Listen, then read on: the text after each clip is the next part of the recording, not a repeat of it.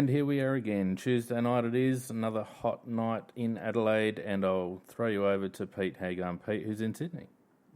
Yeah, g'day mate, how you going? And good evening everybody, welcome, and thanks for joining us tonight on the Tuesday night live edition of the Adelaide Crowcast. Great to have you all with us. Yes, I'm in Sydney at the moment. It's actually quite a nice, cool evening, so I feel your pain over there, Fane. Apparently it's pretty hot at the moment. Yeah, pretty stinking, mate. 37 today and 37 tomorrow as well, I think. That sounds absolutely brutal. And Macca, good evening. How are you, mate? And Nikki's joining us as well. How are you guys? Very good, thanks. And, the air conditioning's doing very well, thank you. How was training, Nikki? I am buggered. That was not fun. 29 overnight is not going to be pleasant. No, that's going to be horrendous. Sounds absolutely ugly. All right, we'll, without further ado, we'll crack on and get into the show for another week, and we'll have a chat with Nikki's News.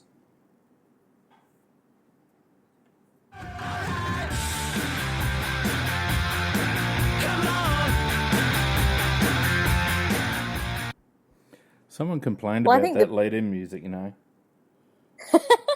Really? Yeah, they didn't like it. I said, get with the Swedish punk, for God's sake. Well, if you go from Australian punk rockabilly with some Living End, I'll be quite happy. I actually, because unfortunately we've got everything else today, so I haven't caught up, but the big news is the one which is going to impact us, which is Cam Ellis-Yolman's been confirmed that he has ruptured his ACL. I think it is the same one he did when he was, just prior to being drafted. Yeah. Which is right.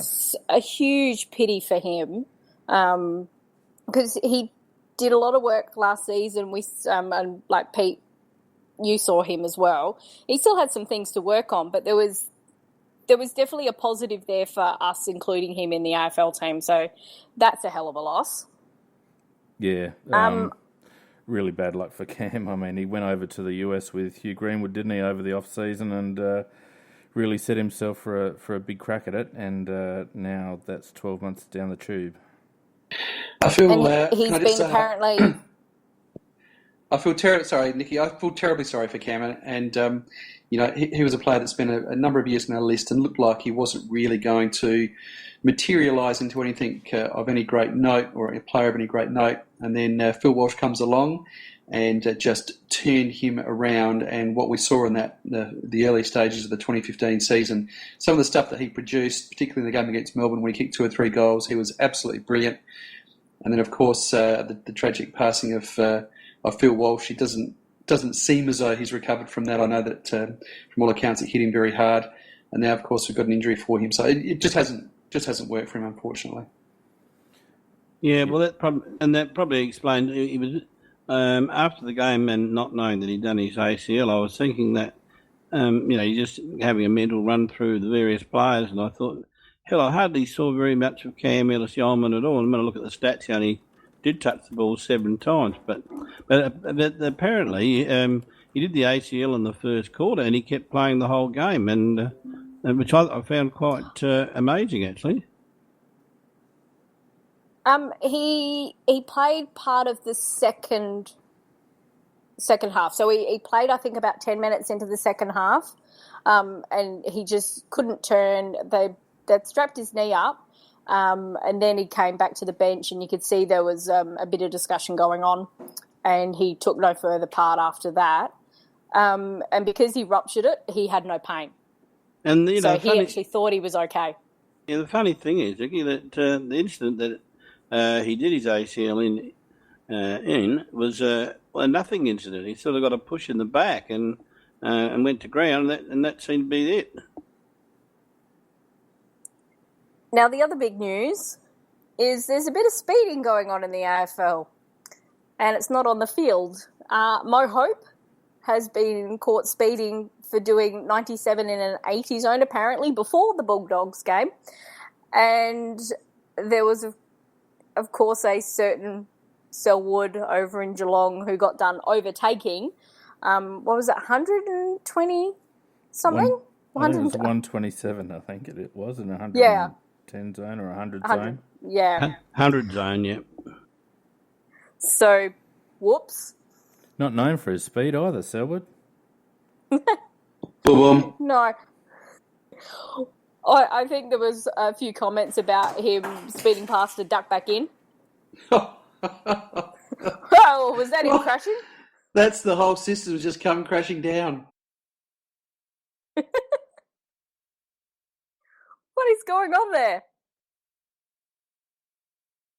Hello? That's my cat. He just knocked over stuff off the shelf. My cat's getting as bad as your bloody wife, Macca, for wanting to crash the party. Oh, yeah, well, Mrs. Macca does have a tendency to do that. Never mind.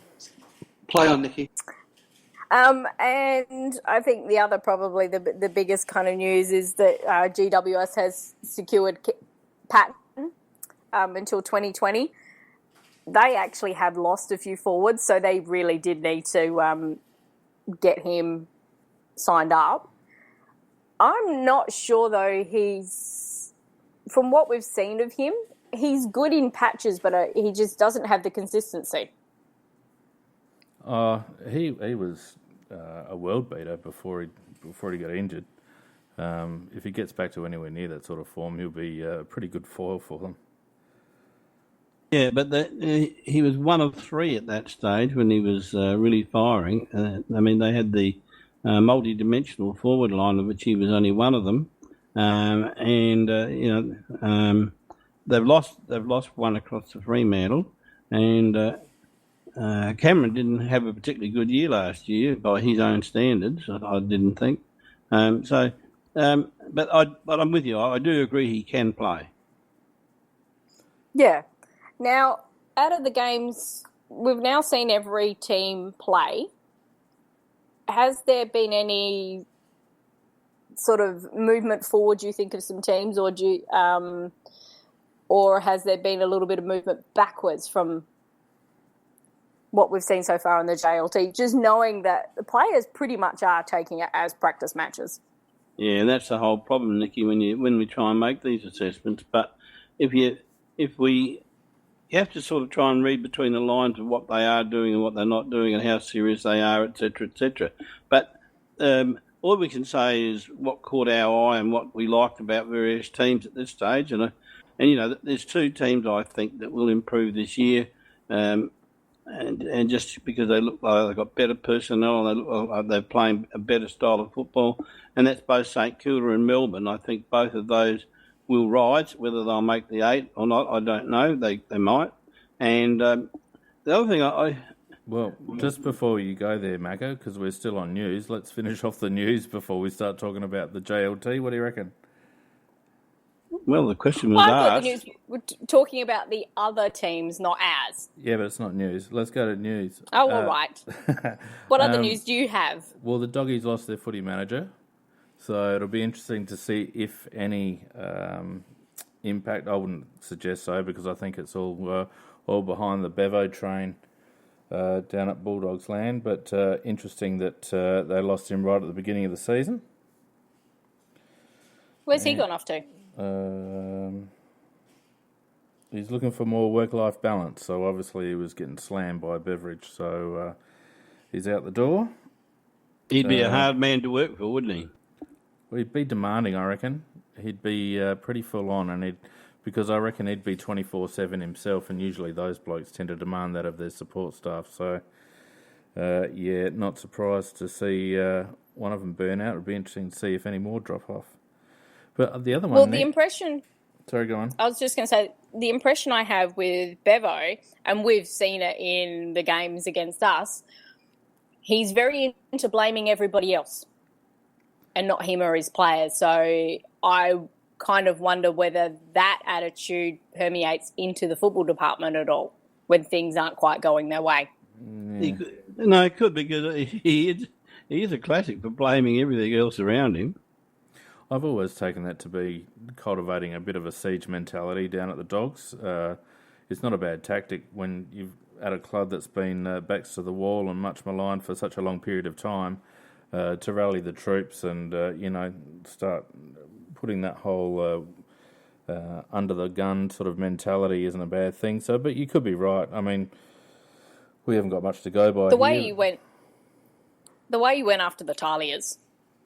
Yeah, but again, that was that was very much a siege mentality. Here's one of our fold who has broken the code. Let's, smash him, basically. Oh, yeah, but he was way over the top. Yeah, of course he was. One bit of news that I did want to talk about tonight, which is I'm just absolutely loving at the moment. I know that we'll all love it. And there's a spat that's erupted between the Port Power and the Gold Coast Suns in relation to the choice of Guernseys in the much hyped match in China. Oh, how and ridiculous we've seen Cocky coming out today, having a big whinge and saying that they won't go back again. And the whole thing's, as I understand it, and you might be able to correct me if I'm wrong here, anybody, but as I understand it, the whole deal's been done and everything's been set in stone. And the Guernsey, which is something that got under their guard, they didn't actually talk about the fact that it's actually a Suns home game, and the Suns are insisting that they'll be wearing their red Guernsey, and they ain't for changing. Well, and why should they? They've given up a home game. I mean, they're getting some coin for it, obviously, but it's their designated home game, and why shouldn't they wear their home strip?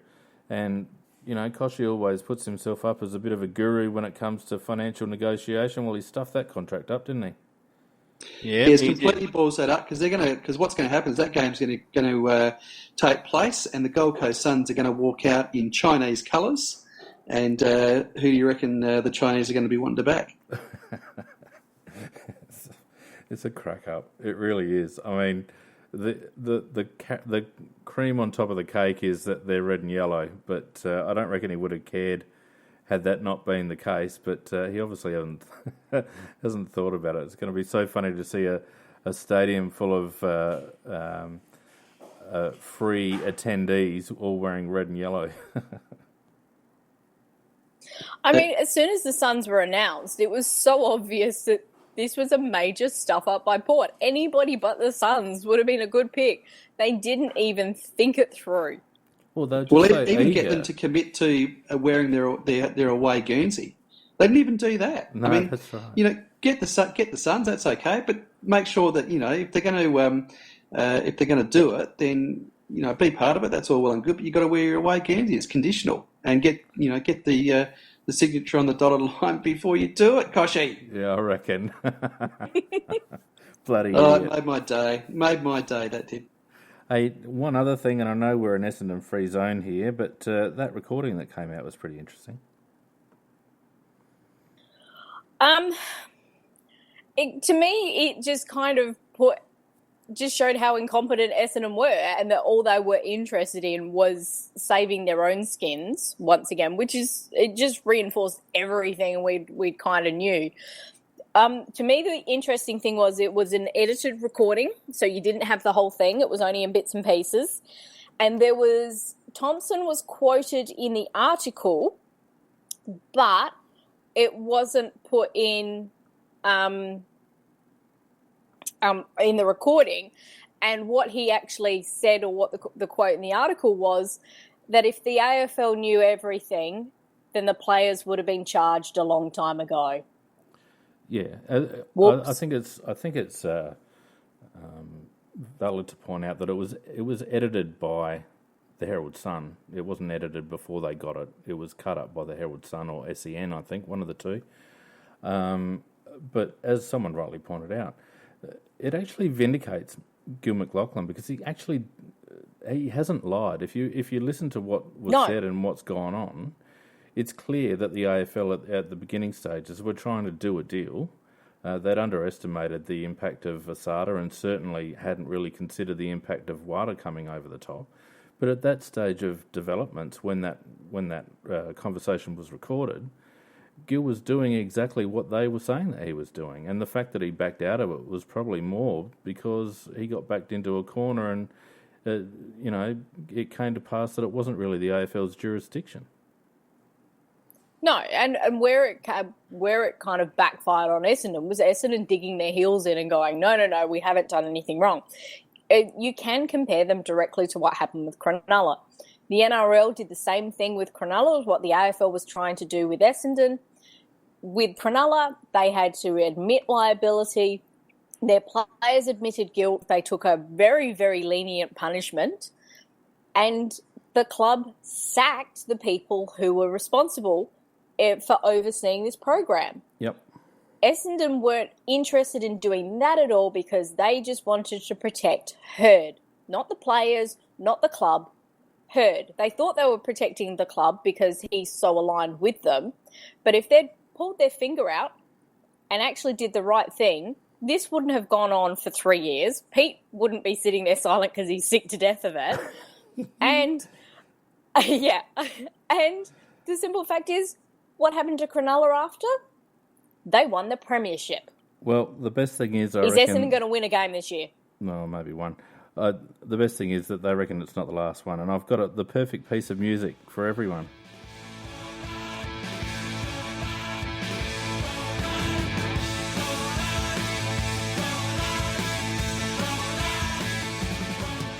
Let's roll on.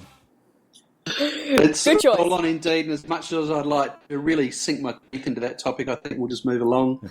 And we'll perhaps, should we have a look at the JLT across the weekend? Should we just give 5 minutes to the other teams and then we'll get stuck into our own Adelaide Crows?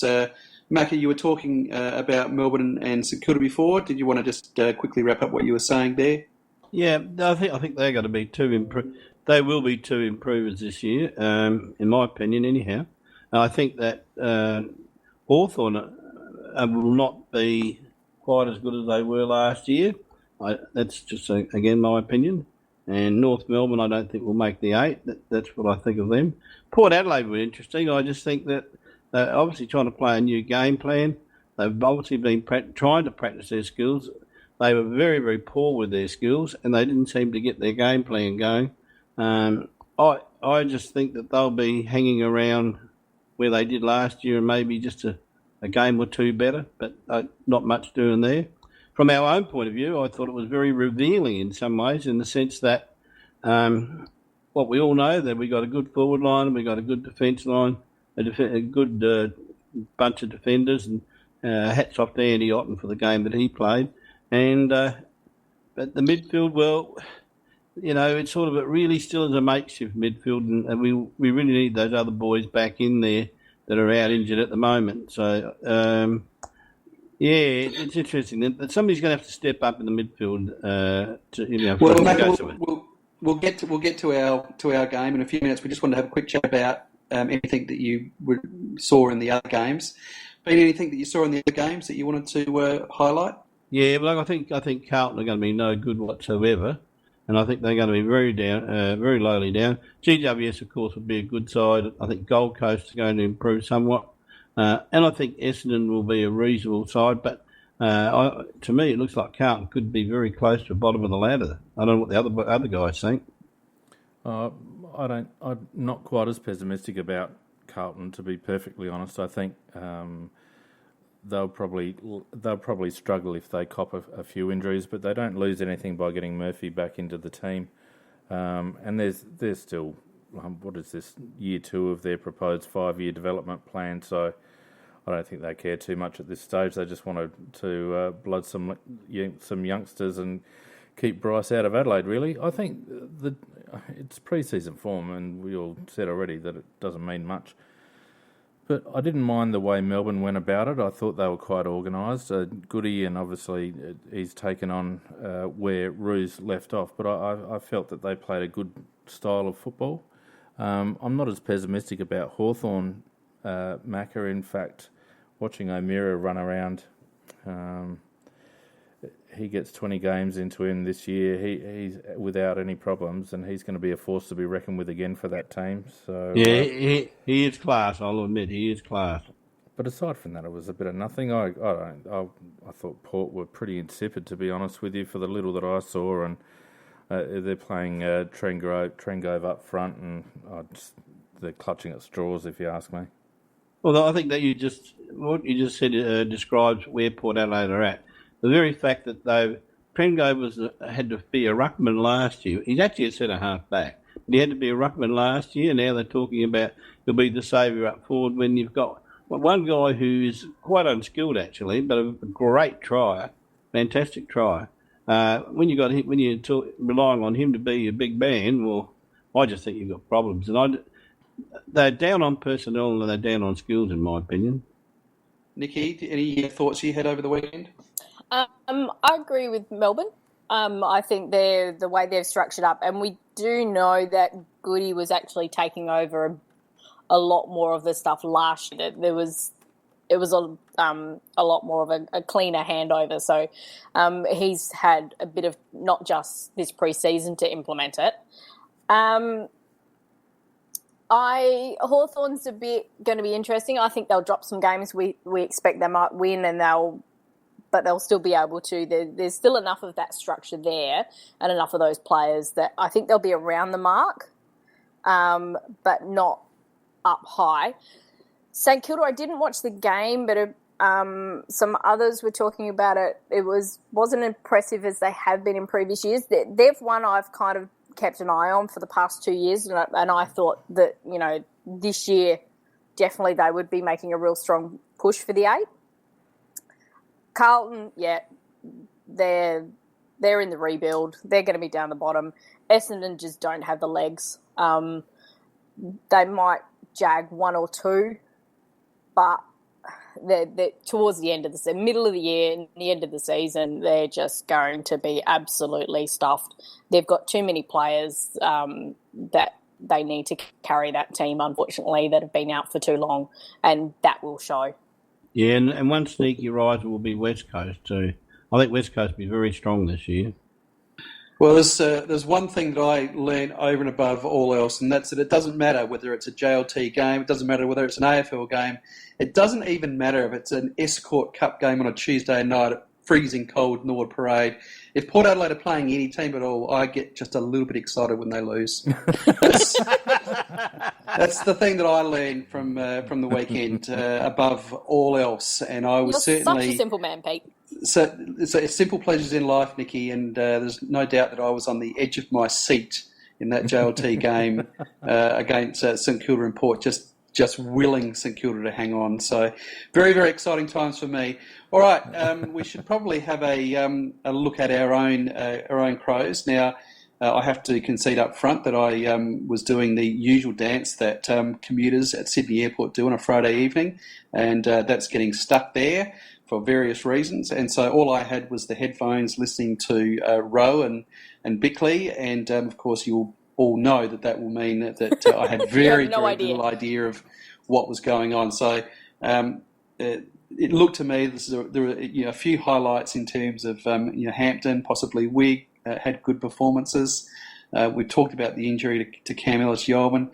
What did you all get out of it? I'm terribly, terribly worried about our midfield. I just, the injuries that we've got, the lack of personnel that we actually even started with, even on a good day, how are we going to fare? Well, that first quarter, even though we didn't get the score on the board, we were outplaying them so easily. It wasn't funny. And Douglas, the one thing I know that we talked about last week was, we need Douglas to have a decent year. He needs to pull his finger out back to the level that we know he can do, but he was severely lacking in last year. I thought the signs from him were pretty good. Yeah, he was playing in defence, Nikki. He did play in the midfield a bit. The first quarter and the last quarter, we threw him in the midfield. Yeah, first bounce, he was in the mids, actually. Yep. And the second and third quarter, we had a really, really young midfield.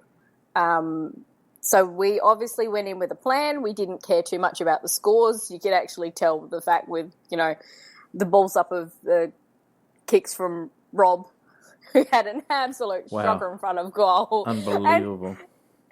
And Rob can do that. He can do that. He's just got to, it's just about settling and getting calm for him. And the good thing is that he actually kind of doesn't let it get him down. I was very interested they used Deer in the ruck.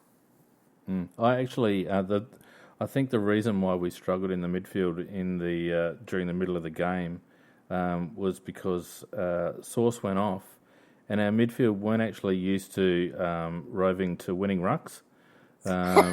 We were actually getting the tap, and our midfielder was already, Shark and Marich. So, yeah, that was a bit of a problem. They're going to have to get used to actually winning rucks, because I thought Riley O'Brien and, to a lesser degree, Harry Deer, did pretty well in the midfield, and Riley O'Brien is going to get some game time if Sauce continues that sort of form, irrespective of the fact he was injured. He wasn't playing that great before he tweaked his back. And got his hand stood on by Miller. Well, he hasn't bloody jumped for about 3 years, so, that's a concern. Oh, Miller was a highlight. Did Atkins play? Yeah, he was a little bit in and out. They had him on the wing. Charlie on the wing did some really nice stuff. Miller, I would say, actually was best out of those three on the wing. John O'Beach, unfortunately, tweaked his ankle. Calf when he really nice lead in the forward line, marked the ball, and straight away, and he's kind of grabbing towards it, and I'm going, oh God, here we go, in his first possession. He still went back, kicked the goal, and then went off and was never seen again. So we were down that rotation, which didn't kind of help. Yeah, I did mind Atkins' game, actually. I thought they may have spoken to him about overdoing it with the dummy, etc., because I thought he played a lot more direct than he did in some games last year. And I thought, a pleasing game in the sense that he had 18 possessions, and I thought he played a good team game. I thought that Miller was very good, Dickie. He got a bit more of the ball than he was getting last year. 8 tackles too. Yeah, some really nice tackles. Yeah, he had. I thought he had a pretty good game. But the one, the positives for me was the second half of Kirtley Hampton. I thought, Kirtley really showed that he's going to be a big asset to us, and in the midfield where we really need somebody to step up. And his second half was very, very good, and I think he'll just go on from there. And I know the club was delighted with him. And the other one that did have a good game was Harry Wigg. He certainly found a lot of the ball, 23 possessions. I don't know where we're going to play him if he does get a game, but he certainly did find the ball and surprised me. You know who he reminded me of? Chris Knights back in his heyday. Have that similar gait and similar kicking style, but burnt the ball a bit, and hopefully that was just nerves. Just on Rory Atkins, Pete, the one thing that I've noticed that's snuck into his game, when he's got the ball in the clear, he's still doing that little dance step. He doesn't actually ever stride out and gain yardage. As soon as he gets possession, he's looking to give off, and he's taking those little small steps that are great in close. But when he's got 5 or 10, he really needs to start striding out. I'm not even sure he's got that capacity, to be honest. I'm not sure that's a physical thing. That certainly something that I've never ever seen him do is to stride out and break lines. I just don't think it's in his physiology to be that kind of player. Look, we all know I love to watch him play, but the reason I asked is because I didn't hear him mentioned very much in the call, and I just think that we need to expect a lot more of him this year. He's now, we've invested probably 30, 40 games into Rory, and we now need to see a return this year. And to be as much of a fan as I am, Macca, I think 18 possessions is not good enough for Rory Atkins, and it's not good enough, Nicky, for him to be just hanging around out the wing. And I know that to an extent, obviously, he'll get given a role. But he needs to be a prime midfielder, and if we go anywhere this year, he's the kind of guy that's got to step up and actually, and I know that he can do it. He's got the talent to do it, but it's just not good enough anymore. He needs to be getting 25, 30 possession games. He actually was put in the middle. He was actually in the centre bounces a couple of times as well, so we weren't always using him on the wing. He wasn't too. Yeah, he wasn't too bad because we know he's got that. He can actually do. He's got a bit of the inside game, as well. So that kind of helps. So that was at the stage where we, as Phoenix said, we weren't quite winning the ruck, or we were winning the ruck, and they didn't quite know what to do. And it cost us big time in terms of clearance stats. I have to say though, Phoenix, how was Jenkins' performance? Yeah, he played very well, actually, and I liked the fact that body work? He appeared to be a little bit stronger in the contest, and he won't have any issues from me if he continues to play like that, because whilst he'll never be a big bullocking Dermot Brereton, if he can just stay strong in a contest and not be shifted off the ball and looking for the cheapie out the back so much, then I'll be happy as a pig in mud. Yeah, well, he did earn his goals, didn't he? That's what I liked about it. And the other one we haven't mentioned is it was probably close to our best player was Rory Laird. He played a very good game, and he just has that marvellous ability to read where the ball's going to be. Yep, I would say it was fighting between him and actually Talia for best on, because Talia down back was just an absolute class above. Yeah, it was ridiculous. Tony Griffith, oh Jesus. Yeah, I know. The problem with who was that person you just said before? Lairdy. And it's the problem that we've got with Laird, Rory Atkins, Matt Crouch to a degree, Brad Crouch when he plays. We don't get a lot of field position from their disposals, It's Laird is very much a get it and kick it unless he's in the clear. He's not great at distributing to advantage in close. Matty Crouch is the same. Rory Atkins is often the same. We need a bloke, and Curtly Hampton might be this bloke who can actually burst out of a pack and get 10 metres and actually put it on the boot for 50 metres to our advantage. Well, I think he's been very harsh on Laird, because I think some games last year he had about up to the 90-something% accuracy in some games. So when you're kicking at 5 metres, that's exactly what I'm talking about, Macca. We don't get yardage, we don't get metres gained from Lairdy's possessions. He's a distributor, and that's fine, and particularly off half back when it's that first kick or that handball out of congestion.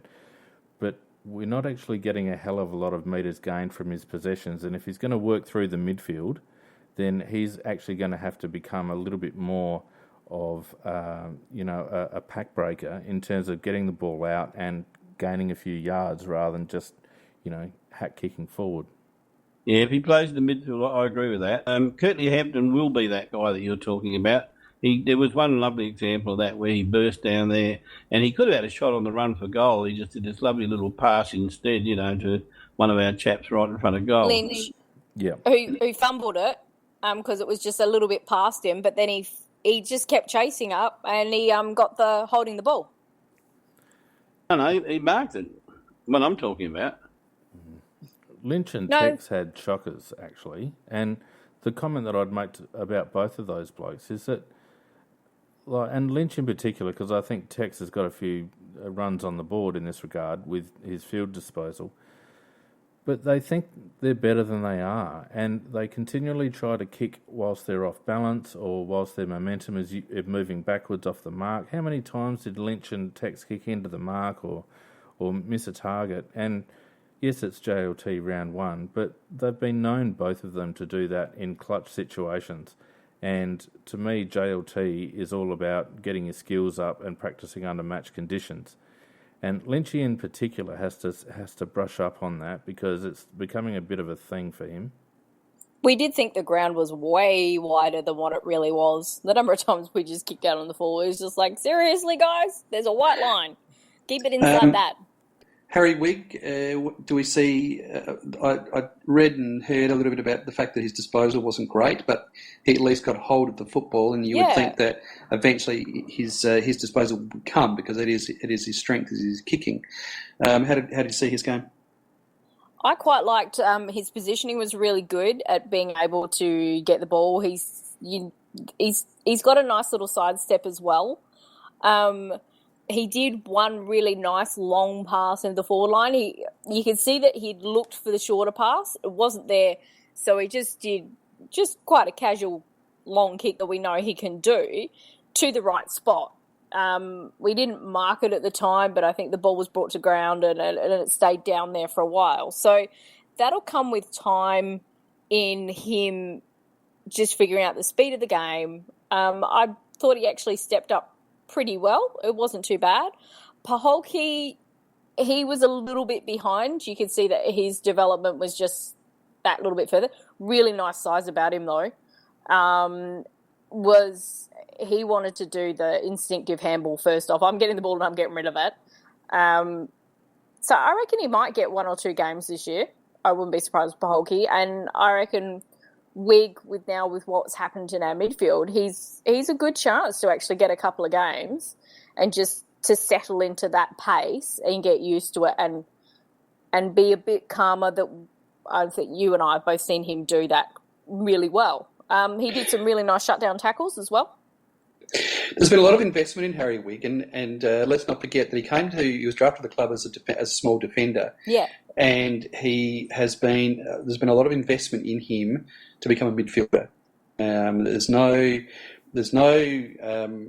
doubt about that. The fact that he was, once he got to the SNFL side, he was moved very, very quickly from being a small defender into the midfield, and in particular last year, he was pushed up as being apart from Cam, he was pretty much the main midfielder of the SNFL team, Harry Wigg, and so you would think that's obviously what they've earmarked him to do.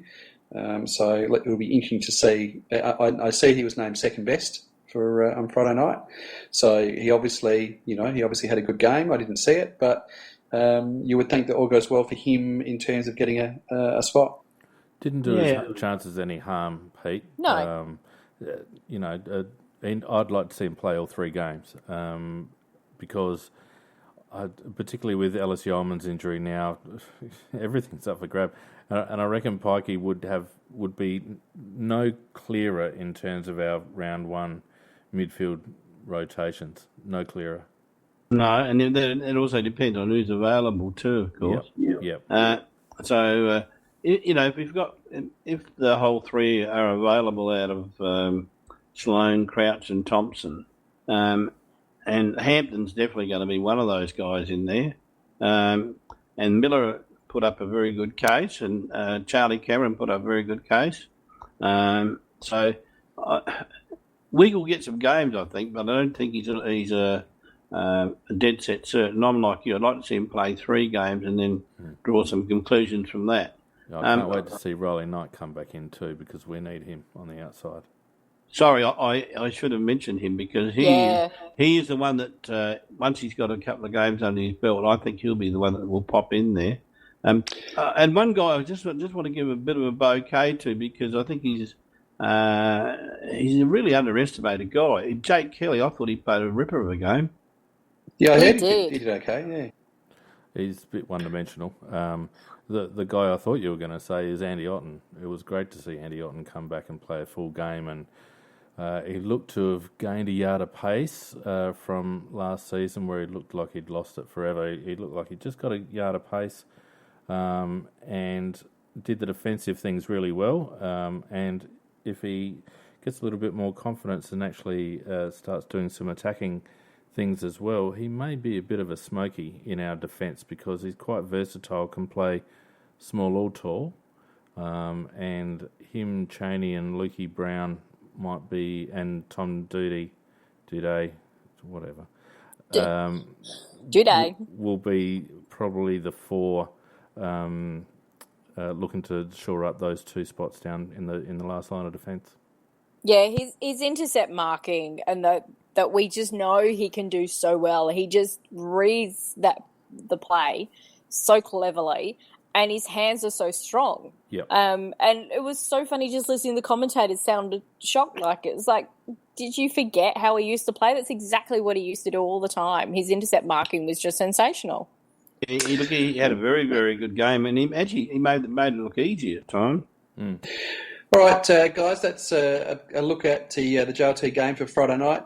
Phoenix, I noticed on the Twitter you had a bit of a call out there for some questions from some of the listeners. Just wondering how you got on. Yeah, well, let's deal with last week's burning question first. We put the question to Twitter, is saying Big Sarah Perkins inappropriate in the context of her footy? Now, we've already discussed this, Nikki, so we don't have to go over it again. Yep. I'm just giving you the results. The results, 71% said no, it's not inappropriate in the context of her discussing her footy, and obviously 29% said yes, it was. So 2/3 majority there. So Macca, we are in a democracy. You've got a mandate to continue to use that terminology when discussing Sarah and her football, which I'm sure you'll do shortly. I was going to do it anyhow. We obviously, this is going to be a weekly thing now that we have a Twitter question each week, and it will be run with the hashtag AskTheCast. And Megan V, who's been a good follower of the Crowcast for quite some time now, has been the person that I've selected to put the question to the panel for this week. And it is, which player do you think will be a surprise to those outside of the AFC fans this season? Which of our Adelaide players will be a surprise to the rest of the competition and the fans? Well, I'll just jump in very quickly there and say that I've already nominated Curtly Hampton. I think I nominated Curtly about maybe 2 or 3 weeks ago. I think we were talking a little bit about that, and he was my nomination as the surprise packet for 2017. So I'll stick with Curtly. Yeah, and I also nominated him too. So I'm in the same wavelength as you are there, Pete. Curtly Hampton's the man. If he wasn't injured, I actually thought that Duday might get a couple of games and he would actually surprise people. I don't think Hampton's going to surprise people because they were already showing highlights of him at GWS, and because he comes from GWS, he's obviously good. Totally disagree with that. Totally disagree with that. He has been nowhere, and he played 30 or 40 odd games or something for GWS when they were rotten, and he showed very, very little. And he has since disappeared for 2 years. He will be a huge surprise packet to most people, I'm sure. Yeah, my nomination is actually Riley O'Brien because I think he's going to get some games this year. Source doesn't seem to be very durable at the moment, and I wouldn't mind betting that Riley sees a lot of minutes, and he's seen as a gangly, raw ruckman, and in some respects he is, but he's also a very capable tap ruckman, and he's very energetic at ground level and around the grounds as well. So he's quick. I think he might slip under people's radars this year, given enough game time. Nicky, I just apologise. I didn't mean to jump down your throat. If that's how it came across, and I sat back as Phoenix just spoke there, and I thought, you sounded like an arsehole then, so you should apologise, and so I do. Yeah, swear jar or whatever it is. Yep, swear jar. No. The point I was making about that, though, Pete, is that he is a bit of a known quality, and there is a perception that even though GWS were crap, the players were young and they were highly talented. So if he does kind of pull through, he hasn't been around for 2 years, yep, fair enough. But if he does starts playing well, they're going to keep harping back on the fact that he's a former GWS player. So I don't think that's where I'm coming from, where I think people won't see it as being such a surprise. So we've got Hampton, we've got who did you say, Nick? Duday. And we've got Riley O'Brien. I will throw that open to Twitter during the week, those 3 players. If you think someone else... I also think Riley Knight, like you just said before. You get him back and playing in the midfield, back at the levels what we saw like in the Western Bulldogs game, and give him opportunities. Pete, this is where, if this was not a politically correct show, I'd say typical woman. You can't pick one, you've got to pick 2. I mean, seriously, pick one. Duday or Riley Knight? I'll go for Knight. Knight. Really?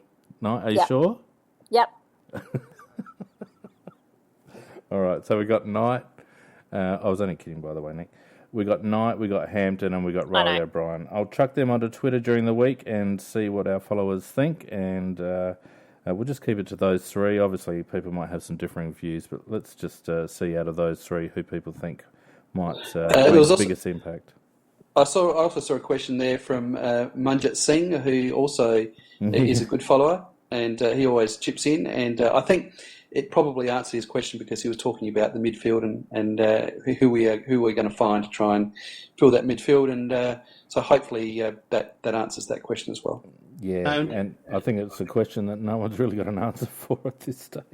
I reckon least of all Don Pye. All right, moving along, everybody. We should be remiss if we didn't have a look at the ladies. They certainly took our attention early part of the season. Nikki, how are the ladies going? First quarter, not so good. That was shocking from them, and they've done that twice now. So hopefully they kind of pull their figure out against Brisbane, because if they pull out that first quarter performance, that could be very deadly. The way they changed the game around, though, and completely controlled it from the second quarter onwards was a great bit of coaching, but also I would say a great bit of determination from the team as a whole, because you can make some changes, which incidentally on the telecast, you could actually hear our bench and the orders being said. So at one stage there was the call that, Randall's going back, which we then saw she did to great effect. To me, it was the whole team performance, and that's what's made us 4-0, really.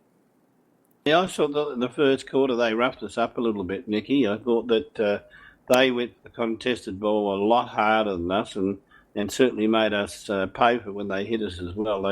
I think they tried to intimidate us a little bit in the first quarter.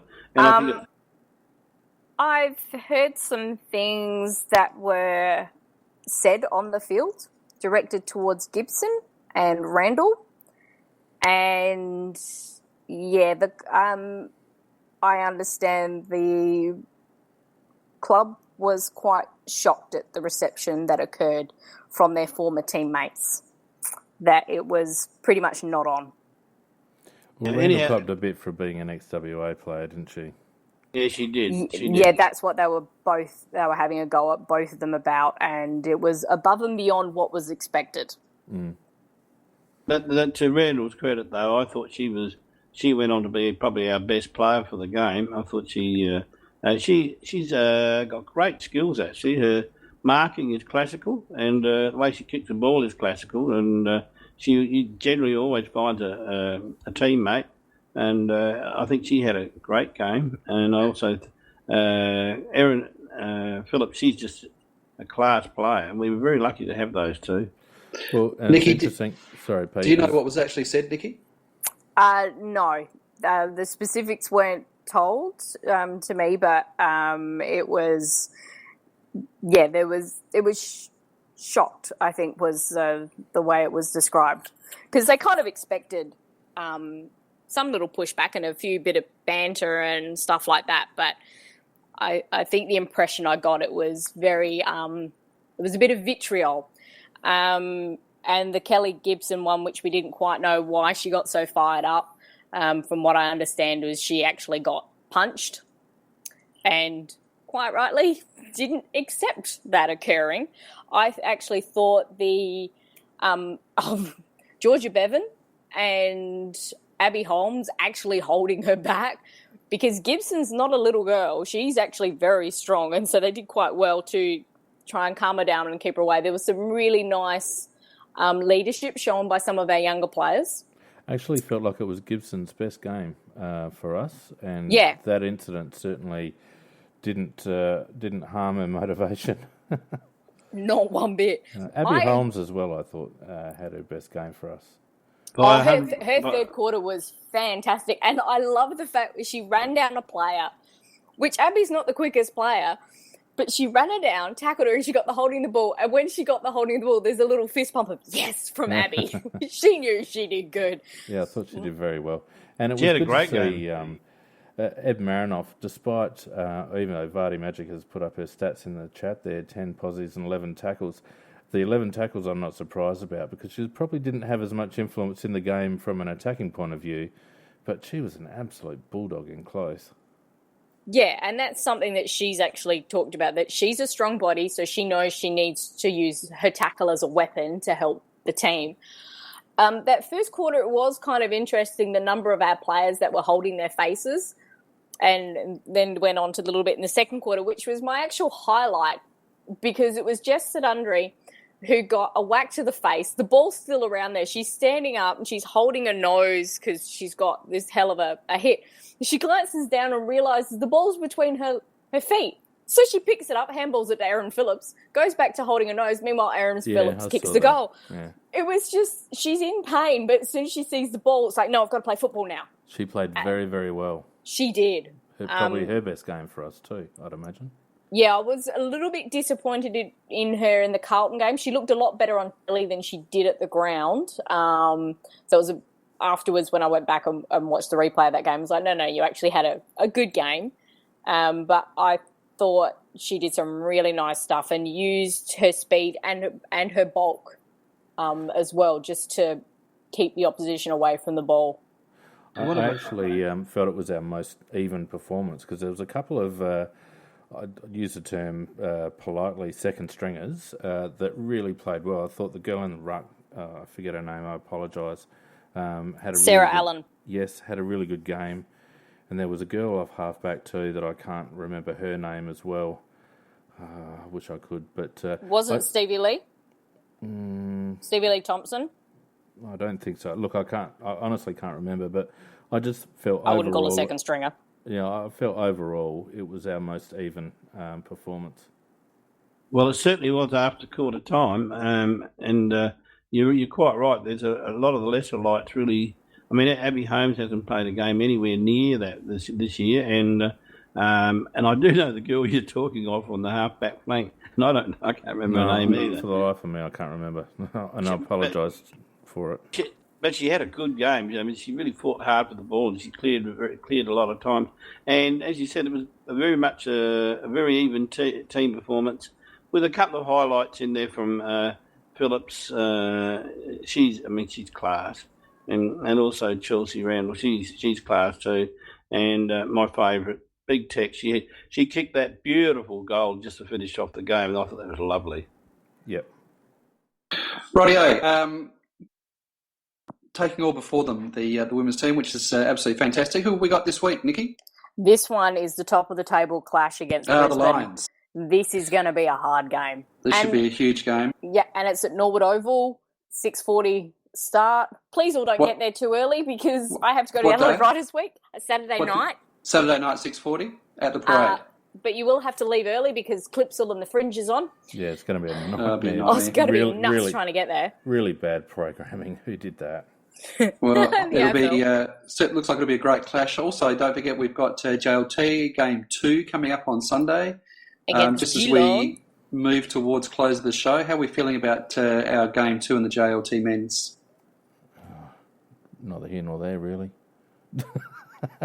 I'm hoping Greenwood gets a game. Or Hickenbotham? This is out at Hickenbotham. Hickenbotham. I might get to it because it's down my way. Be nice. I'm hopeful that they do play Greenwood. You're right, Nick. And I'd like to see Riley Knight get a run too if he's up for it.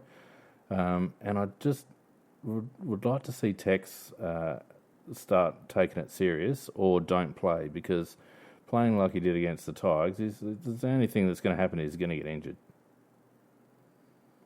He may as well not be out there if he's going to play like that.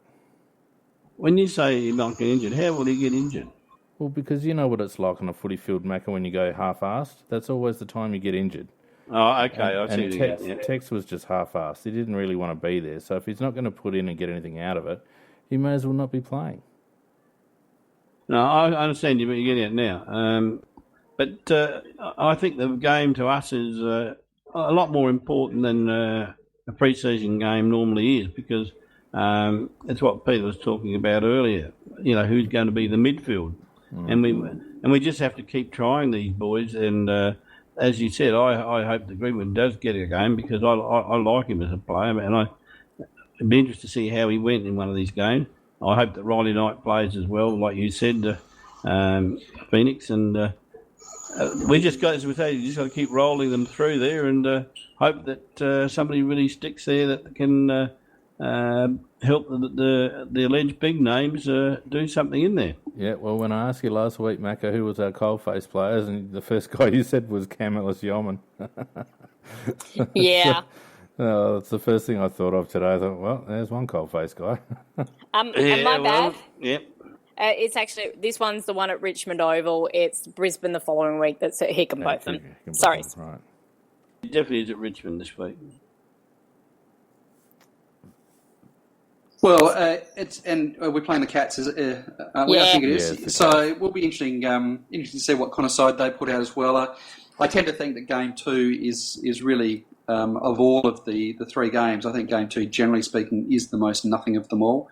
Game 3, you're generally looking to put close to your round 1 team on the park. The first game, you're looking to get all your players a run on the deck. So Game 2, I think I would expect to see a relatively inexperienced side and not too many clues about how the hell we're going to combat GWS in round 1. Yeah, well, I think Menzel answered the question about whether he's going to be the answer because he was rat shit. So I expected better from Menzel. And I know same. it's a pre-season game, but he was crap. Yeah, I was going to ask you what you thought of him because I was personally disappointed with him. Yeah, and I'm a big G for him, and that was not an acceptable performance. He was off the pace. He was second to the ball quite often. His defensive running was selective, and he can't afford to play like that, irrespective of the fact that it's practice and pre-season.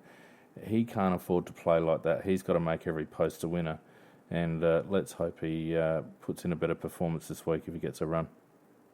Well, I was roundly criticised for daring to question that trade, given the fact that we were looking at a player who had come from playing reserves for a bottom club. I saw no value in that trade whatsoever. I said it at the time, and I stand by that. Well, sadly, I think you might be proven to be correct, Pete. Hard to argue, Pete. You've got facts on your side at the moment. So that needs to be questioned. How you can pay a second-round draft pick for a player who was playing reserves for a bottom team, I'll never, ever know. But obviously people a lot smarter than me knew what they were doing. Kerridge was involved in that one too, wasn't he? Yeah, he was. Yep. So I think I'd rather have Kerridge playing Menzel's role at the moment. And we all know Menzel's talent, but it's time to deliver, son. All right. That just about takes us out for another week on the AFL Crowcast Tuesday Night Live edition. Fane, do you want to just run through some of our call signs, please? I will. So, don't forget to follow us on Twitter and look out for our question, which is will be posted up at some stage over the next 24 hours. You can follow our Facebook page, which is AFL Crowcast. Pardon me. What else is there, Pete? Crows Fan Central is still under new management. So stay tuned on that one. We'll get there. We'll get there on that one. Yeah, it's just a matter of finding time at the moment. I think that's it. What else do we normally say? Something doesn't seem enough.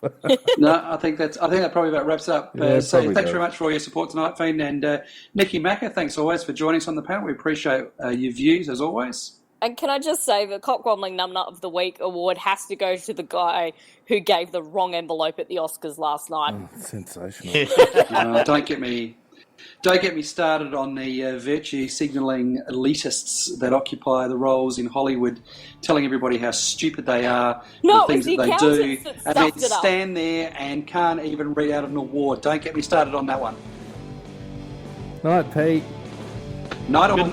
Night all.